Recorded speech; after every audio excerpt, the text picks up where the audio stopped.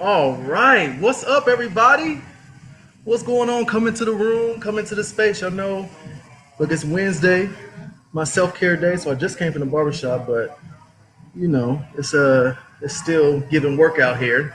But that's okay because I'm excited today to speak with Whitney White. Oh shit! I got my own self right there. Sorry. There we go. I'm excited to speak to Whitney White and Dharon Jones from the play Soft at MCC. That's currently running right now through July 10th. They just got extended, so you need to get your tickets. You need to get there. It was such a transformative experience. I saw the show last night and blown away. Blown away. I was washed away with vulnerability and sadness and joy, black joy, as well as just tenderness and softness and hurt and pain all wrapped into one. So I'm really interested to dive into this conversation with Whitney. And so we're going to bring her on, the extraordinary uh, Antonio nominee, Whitney White. How are Hey, you? I'm good. It's very awesome to be here. Thank you for having us, and thank you for coming to see the show. Are you kidding me? Like, yes, yes. Whitney White is the director of Soft, the new play by Danye R. Love at MCC Theater. It is such a powerful, powerful piece. I'm consistently blown away by the work that you do, Whitney. Let's just talk about that. Let's talk about you for a second. Oh, Tell us, uh-oh. tell us a little bit about your trajectory. How did you get here? Oh, thanks for asking. I always like to feel like I got here.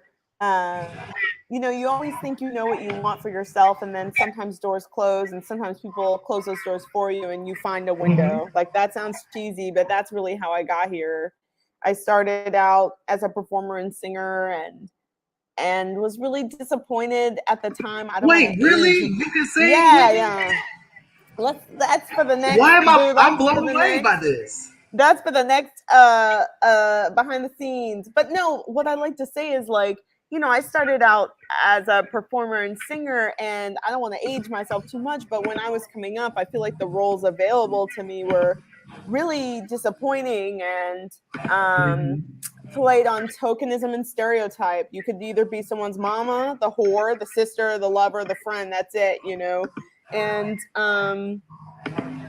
then I went to graduate school at Brown, and that's where I found directing and writing. I had a teacher and mentor, Brian Murtis, who was like, "You are only using like 20% of yourself. Try this." And I'm so grateful that happened. And then I started getting passionate about making stories, either making my own stories as a writer composer or helping make other people's stories come true and not come true, but Yeah. come to life on stage. And it's like I look at all the writers right now, from like Alicia Harris, Jeremy O'Harris, Danye, CJ Walker, all these people who are making incredible work for Black performers. It's just I like to joke, maybe if I came up now, I'd still be performing predominantly. It's such a wonderful time for Black performers to inhabit characters that are actually human. Yeah. I love that. So I'm really curious, but would you mind singing something for us? Just like a little taste. No, you know Like, what? I If don't you even. want to, if you I'm really want to hear interested. me sing, then check out my show. It's called Macbeth in Stride. I did it this past year at ART, and you can hear some clips on the ART website if you're Okay. curious. Okay. Okay, I'm with it. I'm gonna go check it out because I'm interested now. Like now, I want to see you on stage as well. Oh Lord. Like you are a multi hyphenate. You can do it all. But you're so great at directing, and it's remarkable to watch. And I've heard nothing but great things about you from your collaborators and people that have worked with you. And you've worked with so many people, just like Alicia Harris and Danye R. Love, and so you've been all over the place. And I'm just so awed by your trajectory and how you navigate this industry in Thank such a authentic and real, passionate way, which sometimes I think that we're missing. Can you tell me a little bit about what drew you to Soft? What drew you to this particular play? When I first read Soft and met Danye Love, which now I think was in 2017, that's when I first read Soft and met Danye. We met each other at the Lark, which was a wonderful institution. And I loved it very much because it's a place where artists could meet each other just based off their interests, not off their resume, not if they went to some fancy graduate school. You could just be someone with an idea and be connected there, which we need more of in New York, quite frankly. But when I read Soft, what drew me to it was the fact that all the voices of the men and the non-binary character D reminded me of my cousins and uncles and the men in my life who have had hands on me and shown me love and been part of my evolution as a Black woman. And it made me feel like I was in the room with family members, the way they talked, the way they joked, the way they flexed with each other. And I miss those men in my life. Like many other African American people in this country, I do come from a single parent home. And shout out to my mom, Janice White. She's a goddess. Thank you for everything. But I feel like in many ways, these men and boys that I loved and grew up with are no longer in my family, no longer in my life. And I miss them. And the characters in Soft made me feel like I was in proximity to family I haven't seen in a long time. And that's why I took it. Yeah. I just, after watching it last night, so I saw this production at Williamstown, right before the pandemic. I think it was the last thing that I saw before I took a social media break, and then the pandemic happened, and it really touched my, like you said, it touched my being. Like I knew these people, I knew these men, I knew the split hair decision making that comes with changing your whole life, and changing what path you go down with one decision. And also I've experienced grace from people, even when I may not have deserved it. So I thought. Talk to me a little bit about diving into this. I know this is a deeply personal work for Danye. How do you touch that when it's not your story, but you have to tell the story, and you want to be gentle with, the creator, and you want to be gentle with the people in the space? How do you navigate and curate that space? Well, I always like to say, can you hear me okay? Okay. I always like to say that when I'm directing someone else's work, I try to go to their school. So I try to enroll myself in the school of Danye Love and listen to him and watch him and observe him. He's a person who operates with such generosity and kindness, honestly. Um, and he was generous not only in terms of inviting me to be a part of this project, but in sharing his story with me. And I also learned a lot from the cast, because my beautiful cast, there's so much about the play that does intersect with their lives. So I always like to say I try to take plays in which I feel there's a lot of intersection between the play and my experience or my curiosities, and whatever doesn't converge there, whatever doesn't feel congruent, then I need to go to school a little bit. I need to learn, I need to research, I need to look and listen and kind of humble myself before a writer for whom this is very personal. So I just, Danye taught me all I needed to know, I think, on this piece. And then research supplemented that. Yeah. Okay. Well, we're going to bring on one of the gentlemen you worked with, Dharon Jones, who plays Antoine in this show, and does a beautiful, beautiful job of the layers of this character, and the guarded vulnerability that he has. And so I want to talk to you both about what this process has been like and how you all work together. So welcome, Dharon, Antonio Award winner, Kinfolk Award winner. Hey, how y'all doing? Good. I Thank you can't for having me. I complain, appreciate but it. listen, talk to me. How are you doing? I'm doing well. I'm like on a high right now. Performing at the Tony Awards. We opened our show on Thursday. Like, I am just, there's a whole lot of emotions, but all positive things happening right now.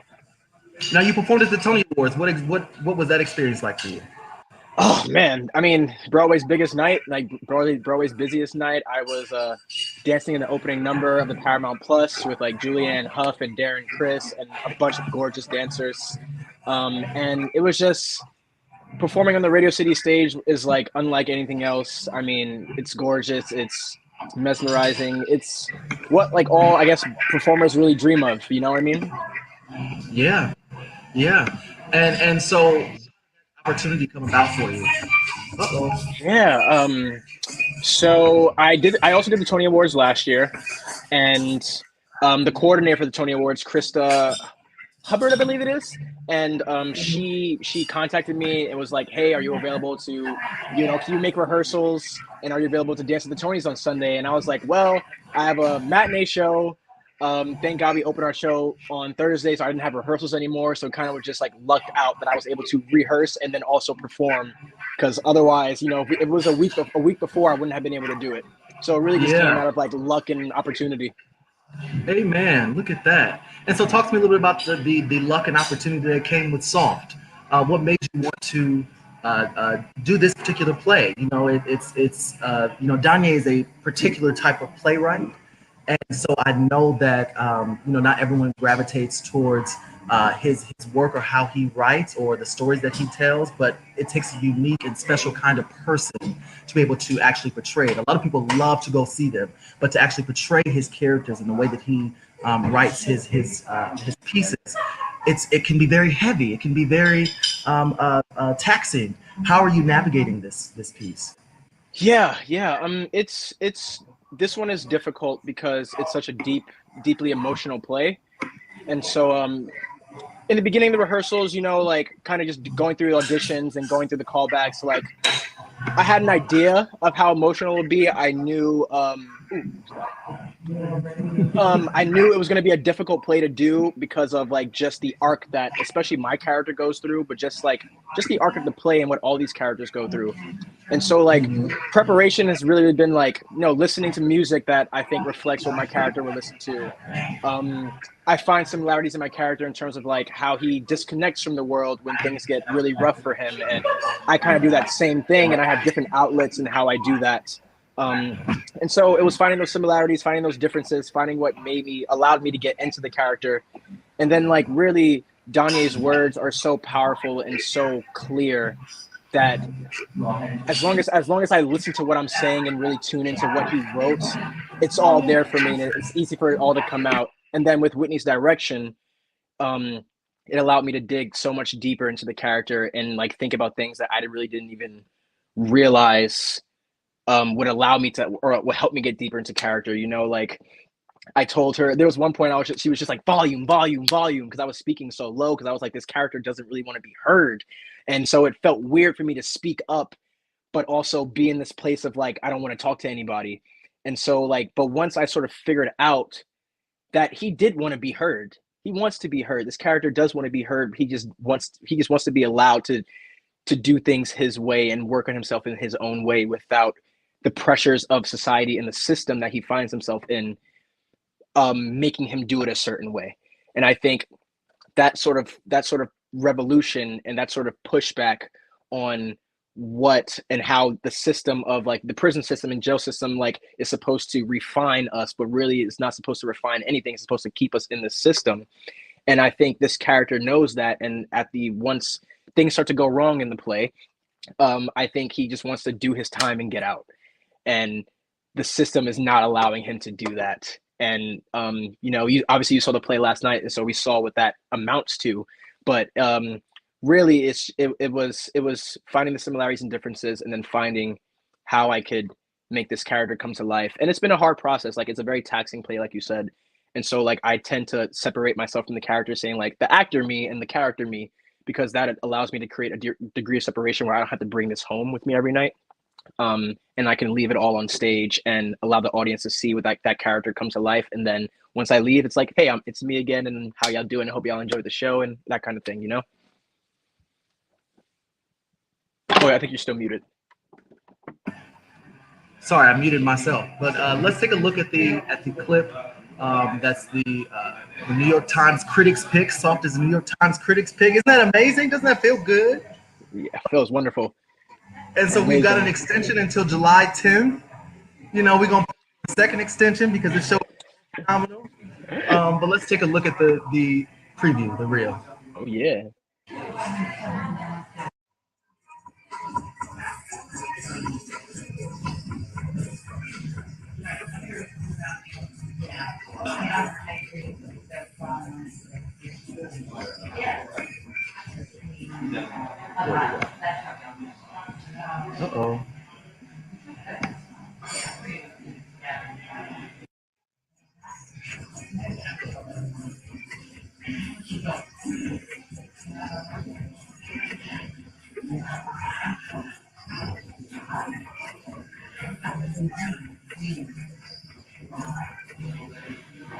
All right. So it's no longer through the end of June. It is now through July 10th because of the extension.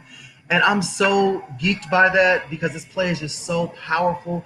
Whitney, tell me what your favorite part was working with Duran on this character.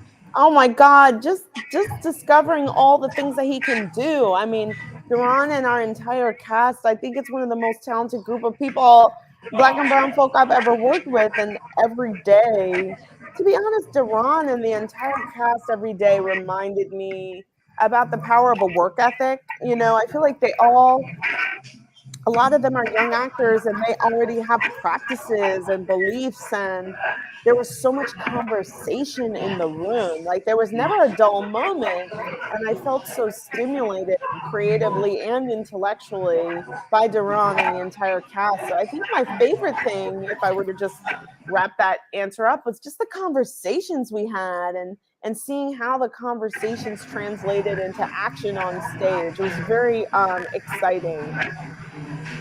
Yeah. Duran, tell me what your favorite part of working with Whitney was. Oh man, where do I start? Um, I think Whitney has pushed me to become such a better actor. We drifted like she allowed me to drift away from the practices in college of like you need an action where you need an objective, you need to know what you're trying to do at this part, and she was just like, nah, just like see the words, say the words, and just feel it and just do it. And beforehand, I like when somebody told me that, I'd be like, I'm trying, like this is what I'm doing. But like I think I needed to go through the process of learning how to get into character, learning how to break down a script, learning how to do all those things so that I could let it go and finally just allow my body to do what it needs to do. And Whitney allowed me to trust myself and trust what I had to bring, and very like with specific notes and like timings. And I think it was really key for me because I had trouble with certain parts. So I was just like, I don't know, I can't figure this out. And at the end of the day, she was just like, you got it. Like you just had to like believe what you're saying and really just do it and go for it, and not sort of take that extra breath and extra thought, and just like leave that sort of second guessing behind yourself. And like I think my performance is getting deeper and changing every night. Obviously we're doing the same things and sort of as we did a rehearsal, but like the thoughts are becoming deeper, and I'm understanding things more than I did before. And I'm still making discoveries. Like I'll say a line, like yesterday I said a line and I was like, like it's just like things are still sort of like starting to make sense to me. And it's just like I think Whitney allowed us to figure that out for ourselves. But then when we needed a push, she gave that push, and when we needed direction, she gave direction. um and like I said, I think I speak for myself, but I think I can speak for my entire cast, where I say I think we've all become such better actors and listeners and just storytellers because of the way she allowed us to trust our work and trust her and trust Danye's words. Yeah, I love that. And just final questions. Just going to take us on out. Each of you, I want you to tell me what you want people to walk away with from this show. What do you want them to walk away with? What do you want them to understand, or to receive, or to reflect on for themselves? I think I want everyone to reflect that softness means humanity. That's what it means. To be soft is to be human. In so many ways, black and brown men are dehumanized in our society. And when you look at that brother on the corner, when you look at that kid with the do-rag, that is a beautiful, soft person with as much dignity and right to be there just as much as you. And I think it was a Kehinde Wiley portrait that Danye Love sent to me that inspired the design and whole kind of direction ethos for the production. And it's like black and brown men, the portraits we have of black and brown men need to be challenged. Our assumptions about them need to be challenged. And I hope, after seeing the play, people will just consider that a little bit more. That might sound really ambitious or I don't know, but I do think it's like, the piece is meant to interrogate the image and understanding of black and brown young men. They are soft and they're human too. I hope that's what people take away after viewing the piece. Oh yeah, beautifully said. For me, I don't want people to take away. I think I think I want people to see how hard it can be for young black men in these circumstances to be seen, like, obviously seen as human and seen as, and be given another chance. And, like they can do one thing that makes them end up in this situation. And then from that point on, they can be looked at this way, like animalistic way, like, they don't deserve to be treated right. They don't deserve another chance. And I think I want people to see that even though they might be in a juvenile detention center, right? They are still kids. They still have dreams and aspirations. They still have families to take care of. They still have, familial problems that they can't allow people to see because they have to hold up this facade of hardness. And obviously, this play is called Soft, and I want people to see that even in situations of really, really difficult situations, that softness can shine through. And sometimes that might be all it needs, is just softness and compassion and just understanding that. And I said of meeting people where they are, and without judgment, without bias, just meeting people where they are and accepting them for that, and knowing that they are trying their best, and knowing that their life may be hard, and sometimes a hug or sometimes just listening can change that person's entire life. And so I hope people can see, set aside their differences after seeing this and bring compassion to every moment that they are, talking to somebody or connecting with somebody else. I love that. Y'all are so profound and just beautiful black artists. I just thank y'all so much for joining us today. Thank you for making space. Of course, of course. Anytime that I can, I do what I can. The Antonios have me running rampant these days, but because that's like a whole nother project. So to try to maintain the work that I do with Broadway Black and then building something else at the same time, and it's been a whirlwind, but I wouldn't have it any other way. Well, the Antonios were lit last year. I can't wait. They was lit. I was watching my screen like gooped, gagged, shook. So thank you for your service. Thank you for your service. Well, we announced our nominations on Monday from Brooklyn Chop House. I'm actually right across the street. That's where I just left from a meeting from Brooklyn Chop House. Ooh. So I'm at Glass, where we had our Tony viewing party the other night. And we got to watch all the beautiful blackness on the screen, and I just love us, man. I love us. I love creating for us. I love black theater artists. I love the passion and the insight and the knowledge that we put into our work, and you two are included in that so deeply, so heavily. I have so much respect for the both of you, and especially you, Dharon. Coming in out the gate, just killing them. Coming out. I'm trying. I'm trying to do my thing. You're doing, bro. You're not trying. You're doing. As well as you, Whitney. I've been a long admirer of you, and I hope to, maybe work with you one day. You plug it in. Look, I need to get into one of your audition rooms. If you see something for me, call me up. Listen, if you see something for me, I got you, brother. Yeah, if you see something, say something. Because Danye wouldn't put me in soft because I'm too old and not old enough. I'm too old for one of the kids and not old enough for one of the professors of school administrator. So but no, I rag on Donnie all the time about him putting me in his work. But I so enjoy watching it. I don't know if I could. I so enjoy the journeys and the stories that he tells. It touches my soul so deeply. Genuinely now, I think that Donnie might be my favorite playwright. I mean, he's a beautiful writer, and that beauty. Yeah. I mean, Dharon, wouldn't you say he set the bar? He reminded me about how to lead with grace and love. He was just so beautiful in the rehearsal process. Yeah, he led the room very beautifully. He made sure we were all connected. He made sure that we were all holding space for each other and other people as well. And I think he created an environment that was he created an environment that allowed us to experiment, that allowed us to try things out, and in ways where it was just like, that worked, or no, that didn't work. Don't ever do that again. And it was just like, all right, we got it. But like having him in the room almost every day for rehearsal, allowing us to pick his brain, dream come true.